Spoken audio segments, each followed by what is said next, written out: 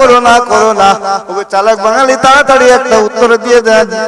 আমি বেশি কিছু বোঝাতে চাইবো না, আপনারা সবাই জানেন, তাই আপনাদের একটু ধরিয়ে দিচ্ছি। বলেন না চালাক বাঙালি। একদম শেষ টাইমে এসে একটা কথা বলছি, আঙুলের মাথায় ঘা হয়েছে নখের পাশে, কি বলে নকুনি হয়েছে 24 পরগনার এলাকার কোন একটা মানুষের। ভাঙড় হসপিটালে ডাক্তারের কাছে গেছে, বলে ডাক্তার এই দেখতে পাচ্ছ আমার নকুনি হয়েছে। ডাক্তার বলে হ্যাঁ, বলে আমার কোমর থেকে কেটে বাদ দাও। কথা বুঝতে পারছেন কি হয়েছে হাতে? নকুনি। আমার কোমর থেকে কেটে বাদ দাও। যে বলবে সে নিশ্চয় পাগল। কথা বলে না হয় অজ্ঞ, মূর্খ, জাহেল, মাথা মোটা, কিচ্ছু জানে না, বব্বর। ওর থেকে খারাপ মানুষ, ওর থেকে তার কাটা জিনিস আর মনে হয় 24 পরগনায় একটাও হবে না। কারণ আঙুলে ঘা হলে কেটে বাদ দিতে হবে, কি ভালো হয় না? তাহলে বাদ দিতে হবে কি?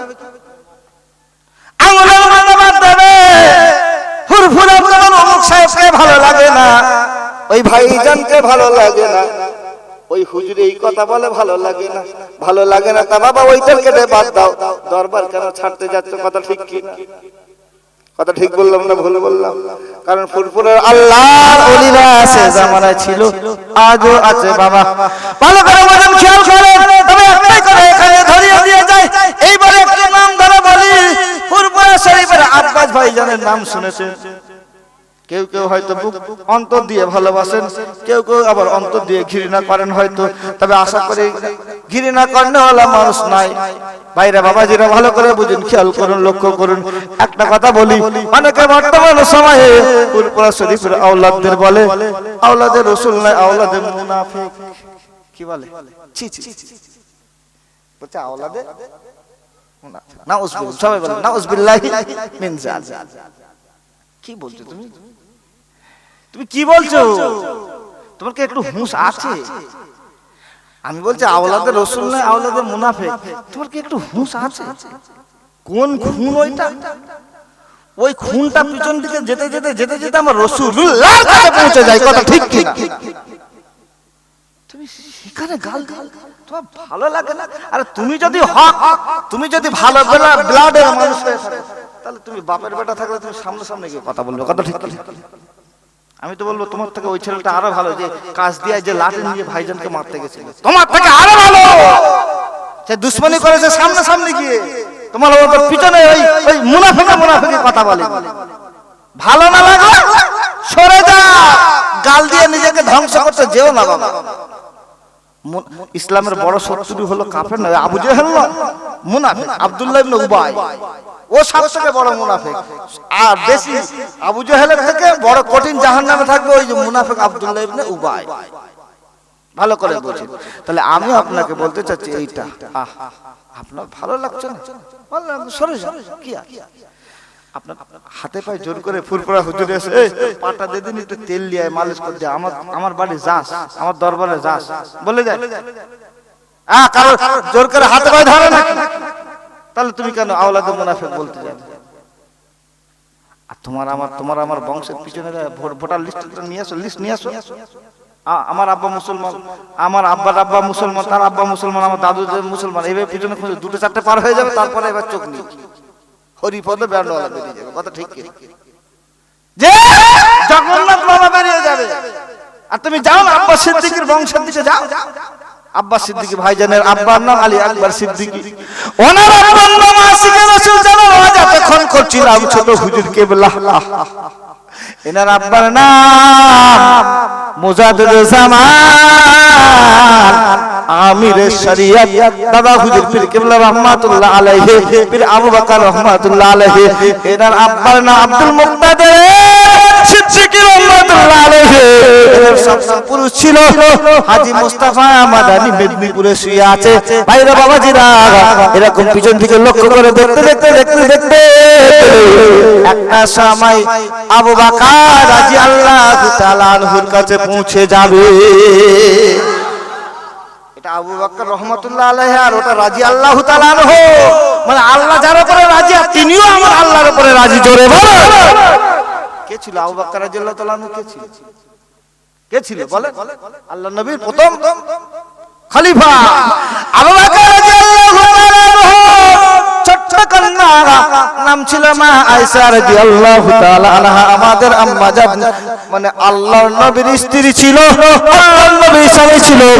আবার এই দিক থেকে লক্ষ্য করলে আল্লাহর নবীর কুরাইশ বংশ হয়ে যায়। ভাইরা তুমি যদি আজকে কোন একটা মানুষকে গাল দেওয়ার উদ্দেশ্য করে বাপের বেটা সিপাহীকা ঘোড়া যদি হয়ে যাও, তাহলে এখান থেকে তুমি পিছনে না কথা বলে সামনাসামনি যাও। তোমার সব থেকে বড় আদর্শ হবে এইটা যে তুমি সামনাসামনি বসে ভাই জান এই জিনিসটা হয়তো ভালো হচ্ছে না, এটা এই করলে হয়, হুজুর এইটা ভালো হচ্ছে না, হয়তো হুজুর এইটা হয়, তবে পিছন থেকে গালি দেওয়া একেবারে মোটে ভালো নয়, ভালো নয়। আমি আশ্চর্য হয়ে গেলাম, কিছুদিন আগে কয়েকটা মানুষ আলোচনা করতে করতে বলছিল, আরে ওদেরকে আওলাদে রাসূল বলিস না, ওরা তো আওলাদে মুনাফিক হয়ে গেছে বর্তমান সময়।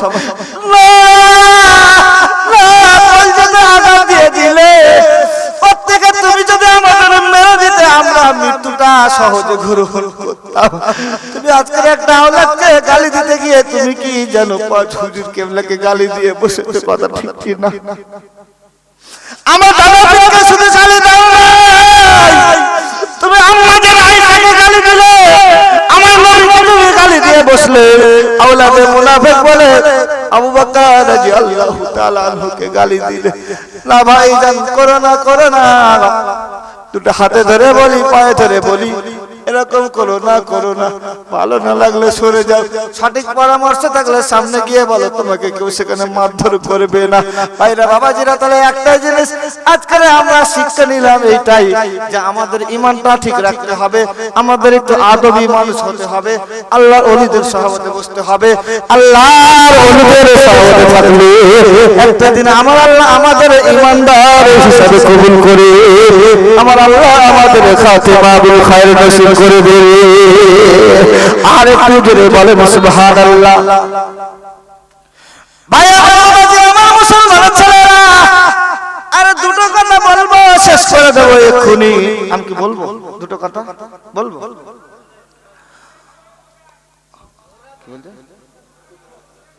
ও ভোর রাত হবে, ও চাচা একটু আসতে বলো। এদিক দিয়ে একদিন বলেছে গলা একদম হাসের মতো। জি জি, কি বলতে? ওই সে কলা শোল মাছ এখন বাকি আছে না, এই দেখে তো মনে করে দেবে তো, কলা শোল মাছ বাকি আছে, বলতে হবে। আর বছরে দাওয়াত করলি তারপর বলবো না, শরীরটা অসুস্থ।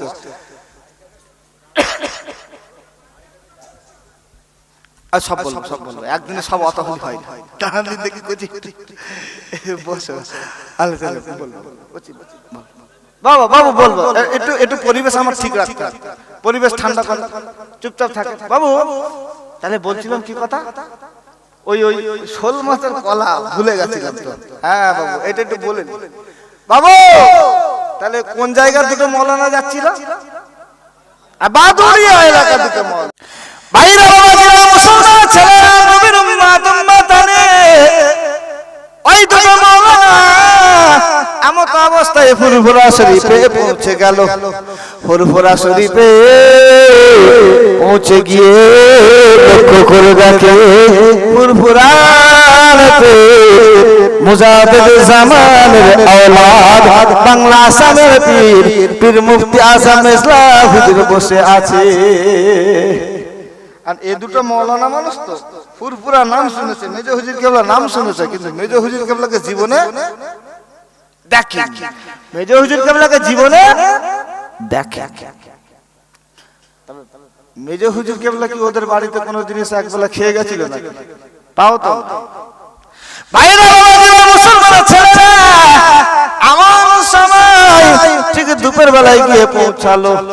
আর দুপুর বেলায় মানুষ কিন্তু রাস্তাঘাটে সমস্ত জায়গায় আনাগোনা একটু কম হয়, কারণ মানুষ একটু খাওয়ার জন্য ব্যস্ত থাকে, আবার অনেকে খাওয়ার পরে একটু আরাম করে, কিন্তু সকলে খাওয়ায় ব্যস্ত, আরামে ব্যস্ত হলেও আমার আপনার পীর মেজলা হুজুর ব্যস্ত ছিল না, কারণ ওই যে দুজন মাওলানা পরীক্ষা করতে আসছে।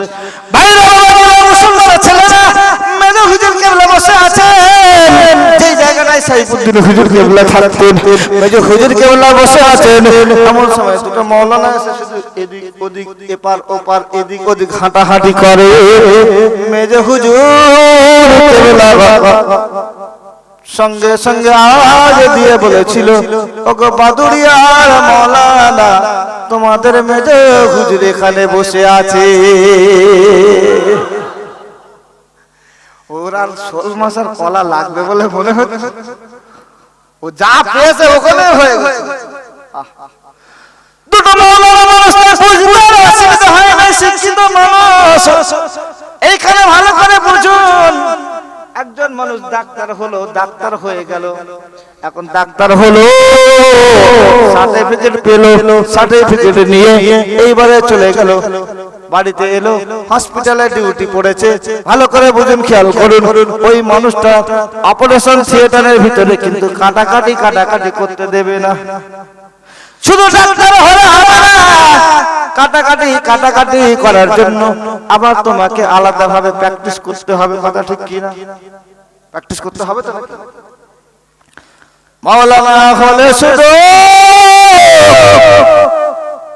এইভাবে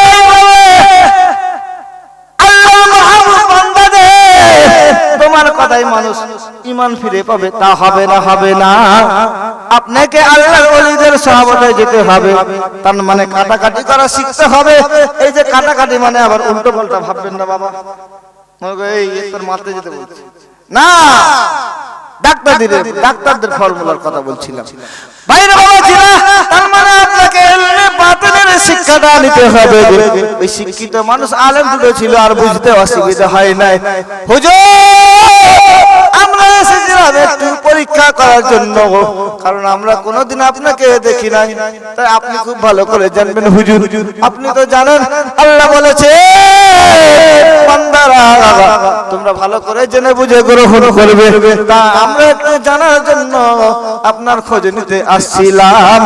আমার আপনার মেজো হুজুর কেবলা বলল, বাবা হাত মুখ ধুয়ে নাও, হাত মুখ ধুয়ে নাও, হাত মুখ ধুয়ে তোমাদের শোল মাছ আর কলা রান্না ভাত খেয়ে বাড়ি যাবে।